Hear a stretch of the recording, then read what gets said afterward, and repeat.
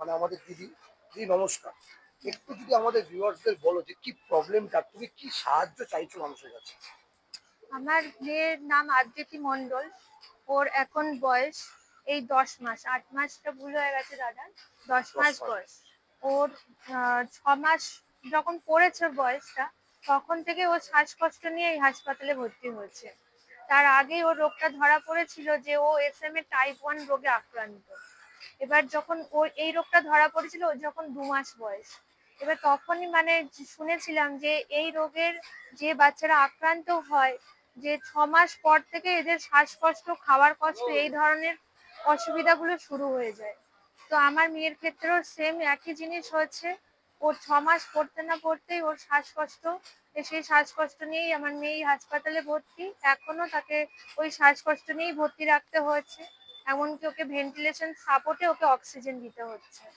তো এইরকম পরিস্থিতিতে ডক্টর যেটা বলছে কি, ওকে যত তাড়াতাড়ি এই রোগের চিকিৎসা, যে একটা জিন থেরাপি, সেই জিন প্রায় 16 কোটি টাকা দাম। তো আমরা একদম মধ্যবিত্ত পরিবারে আমরা বসবাস করি। আমার বাড়ি রাজারহাট। আর এই 5 মাস ধরে যে হসপিটালে আছি, এতেও আমাদের মানে আর্থিক অবস্থা আমাদের আর এমন অবস্থা হয়ে গেছে যে আমরা আর চালাতে পারছি না, এইরকম অবস্থা। তো একদিক দিয়ে মেয়ের চিকিৎসার খরচা যেমনি জোগাড় করতে পারছি সোশ্যাল মিডিয়ার থ্রু দিয়ে, আবার অন্য দিক দিয়ে সেই টাকা আবার হসপিটালে বিভিন্ন, যেমন হসপিটালে থাকলে ওদের নানান রকম পরীক্ষা, নানান রকম টেস্ট, এসব করতে করতেও আমাদের হয়ে যাচ্ছে।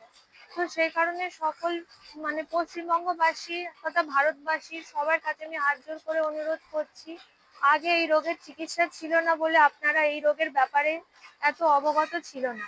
যেহেতু এখন চিকিৎসা বেরিয়েছে আর এই চিকিৎসাটা আমাদের ভারতবর্ষে নেই, আর এটা মানে ইউএস থেকে এই ইঞ্জেকশনটা আনাতে হবে, সেই কারণেই ইঞ্জেকশনটার দাম এতটা।